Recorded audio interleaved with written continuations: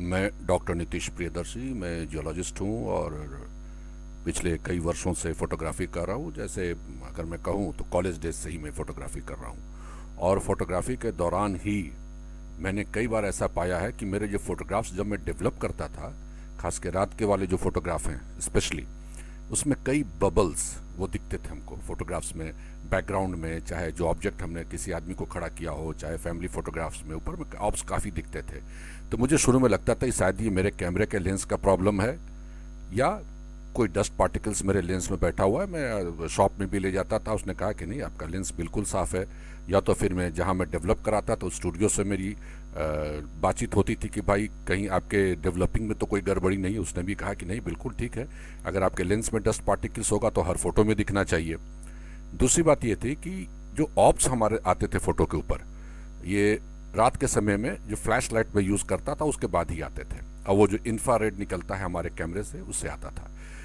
Ops के ये जो जो भी बबल्स जैसे थे, जिसका नाम हमारे आधुनिक युग में, चाहे अभी जो नाम दिया गया है उसका नाम लोग ऑब्स बोलता है, ORBS। तो अब ये ऑब्स क्या है? बहुत सारे इसके डेफिनेशंस आए हैं। इसको एक लैंग्वेज में अनआइडेंटिफाइड फ्लाइंग ऑब्जेक्ट भी कहते हैं। लेकिन बहुत लोग का कहना था कि ये जो डस्ट पार्टिकल्स एटमॉस्फेयर में होते हैं उससे वो लाइट का रिफ्लेक्शंस जो बाउंस होकर वापस आता है वो ऑब्स बनाता है। चाहे किसी कारण से वो आपके फोकल लेंथ के बाहर हो ऑब्जेक्ट, चाहे फोकल लेंथ में हो, तो वो आपको बनाता है। ऑब्स का एक इमेज लेके आता है आपके उसमें कैमरे में, चाहे आपके जो आप फोटो बाद में आप देखते हैं उसमें आता है। लेकिन आज भी ये रहस्यमय है ऑप्स पे। और दूसरा क्या है कि हमने जब कई फोटोग्राफी की जंगलों में किया, रात के अंधेरे में किया, बहुत लोगों ने कहा कि डस्ट पार्टिकल की वजह से आ रहा है। तो मैंने वो डस्ट पार्ट जो जहाँ धूल वगैरह काफ़ी उड़ते हैं वहाँ भी हमने रात को फोटोग्राफी की, फ्लैश यूज़ किया, कोई ऑप्स नहीं दिखा। वो डस्ट पार्टिकल्स दिखे लेकिन ऑप्स नहीं दिखा। जिस तरीके का ऑप्स आपने, मैं अभी आपको फोटो में दिखाऊंगा, जिस तरह के कलरफुल स्फेरिकल, आपको लगेगा कि जैसे कोई प्लैनेट है उसका है। बहुत सारी कहानियां हैं इसके बारे में, बहुत सारे प्रूफ्स आ रहे हैं, लेकिन अभी तक कोई परफेक्ट डेफिनेशन अभी भी नहीं आया। बहुत सारे लोग अपने अपने हिसाब से इसको डिफाइन करते हैं। कहीं इसको एनर्जी के रूप में, कहीं इसको इलेक्ट्रोमैग्नेटिक वेव्स के रूप में, कहीं उसको आपको dark energy, good energy, bad energy, कई तरह के डेफिनेशंस आए हैं जो कि हमारे नेचर में मौजूद है। और एक डेफिनेशन तो और भी आया जो आश्चर्यजनक था कि ये this are all the object जो ऑब्स है ना, this are from the different world, जो दूसरी दुनिया से आए हैं, दूसरी दुनिया से आके यहाँ पर आते हैं, हम लोग पर नज़र रखते हैं। बहुत सारी कहानियाँ हैं। बहुत लोगों ने ये भी कहा कि शादी वगैरह के फोटोग्राफ्स में जब फ्लैश यूज़ करते तो उसमें भी ऑप्स देखे गए।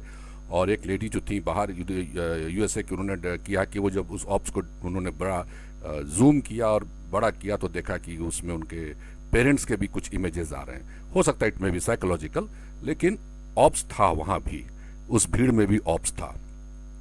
तो इस तरीके से ऑप्स ने लोग कहा। हमने एक बार, मैं रांची में रहता हूँ, झारखंड का जो कैपिटल है, और जो मैं फोटोग्राफी कर रहा हूँ इतने सालों से, तो उसको मैंने पिछले 10-12 सालों से मैं इस पर रिसर्च करना शुरू किया। और मैंने देखा कि एक बार मैंने फोटोग्राफी जंगल में किया, एक बार रांची के पास एक प्रसिद्ध मंदिर है देवड़ी, वहाँ हमने किया फोटोग्राफी बाहर से, तो कई ऑप्स दिखे। फिर जैसे जैसे हम घाटी की तरफ बढ़े, वहाँ भी धूल थे, डस्ट उड़ रहा था, जंगल था, वहाँ हमको ऑप्स नहीं दिखे। वो धूल उड़ता हुआ आया फोटो में, डस्ट वगैरह, लेकिन ऑप्स नहीं दिखे। फिर जंगल में कहीं, रांची आते आते कहीं ऑप्स दिखा, कहीं नहीं दिखा, कहीं बहुत अधिक दिखा। तो बात तो सही है कि कहीं तो कुछ है इस नेचर में। और उसी फोटोग्राफ्स में एक आश्चर्यजनक मैंने देखा। पिठोरिया घाटी से मैं लौट रहा था, वहाँ कुछ लेबर्स जो थे वो सोए हुए थे, जो कोयला लेके आते हैं घाटी से नीचे उतर के साइकिल पे, वो थक के सोए हुए थे और जाड़े की रात थी। तो मैंने वहाँ फोटोग्राफ्स उनको लेने के लिए कि भाई किस सिचुएशन में ये काम करते हैं, उन पर मैं फ़ोटो लेना चाहा। मैंने जब फ़ोटो लिया, जब मैंने उसको देखा स्क्रीन पर, देखा कि काफ़ी वाइट रंग का ऑप्स वहाँ पर है, बड़ा सा एक ही ऑप्स।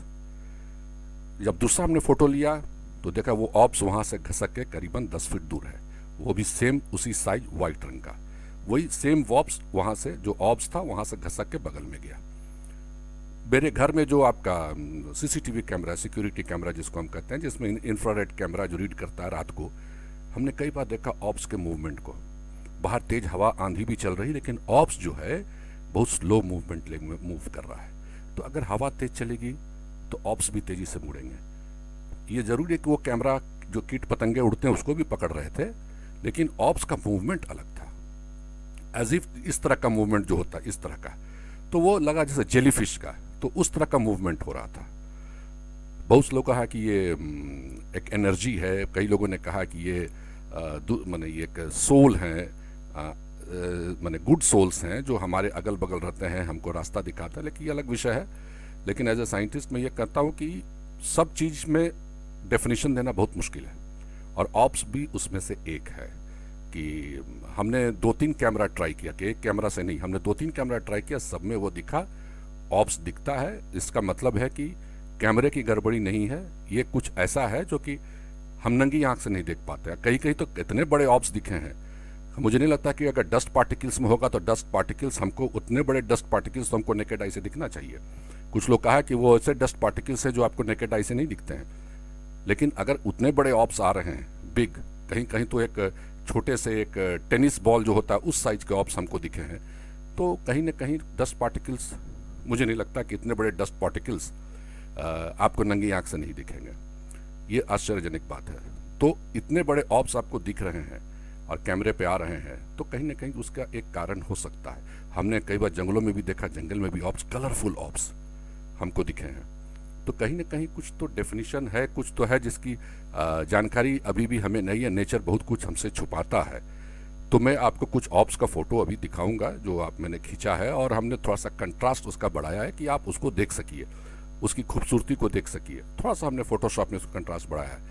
और कहीं कहीं तो मुझे अगर डस्ट पार्टिकल से रिफ्लेक्ट होके आता है अगर कैमरे में और ऑप्स है, तो मैंने कई बार ऐसा देखा है कि उस ऑप्स के बाहर भी हम कुछ देख पा रहे हैं, उस तरफ पत्तों को देख पा रहे हैं, चाहे कुछ लिखा हुआ भी आ रहा है उसके ऊपर ही ऑप्स है। तो अगर डस्ट पार्टिकल्स होगा तो पीछे पढ़ा हुआ नहीं आएगा, क्योंकि डस्ट पार्टिकल्स एक सॉलिड पार्ट होता है, वो रिफ्लेक्ट करके वापस भेज देगा, डस्ट पार्टिकल्स के थ्रू वो रोशनी को नहीं भेजेगा। तो बहुत सारी कारण हैं, साइंटिफिक कारण भी हैं, कुछ रिलीजियस भी है, बहुत सारे फैक्टर्स इन्वॉल्व हो रहे हैं। तो मुझे लगता है कि इस पर और जानकारी, शोध होने की आवश्यकता है, और आप लोग भी ट्राई कर सकते हैं अपने कैमरे से, क्योंकि बहुत लोगों ने कहा कि ये भूत प्रेत और ये सब ये, तो मैं, ये अलग अध्याय है और इस पर मैं नहीं जाता हूँ, वो अलग दुनिया है। और लेकिन यहाँ जहाँ तक सवाल है इस कैमरे, इस ऑब्स के बारे में, तो आप खुद देखिए और इन चीज़ों को समझने की आप भी कोशिश कर सकते हैं। ओपन फील्ड है, साइंस है, रिलीजियस है, आध्यात्मिक जिसको आप कह सकते हैं, फिलोसफिकल कह सकते हैं, पैरानॉर्मल, क्योंकि इसको पैरानॉर्मल में भी लोग ले रहे हैं। और आप कहीं भी ऑब्स के बारे में आप यूट्यूब चाहे किसी में आप जाके आप देख सकते हैं ऑब्स के डेफिनेशन के बारे में। ऑब्स के बारे में बहुत सारे डेफिनेशंस हैं, लेकिन एक चीज़ तय है कि ये कुछ अलग तरह की चीज़ है। तो आइए हम लोग देखते हैं कि आप मेरे फोटोग्राफ्स में ऑब्स जो है वो कैसा दिख रहा है, और आप इस पे कमेंट्स भी कर सकते हैं, आप अपने तरह से रिसर्च भी कर सकते हैं। आइए।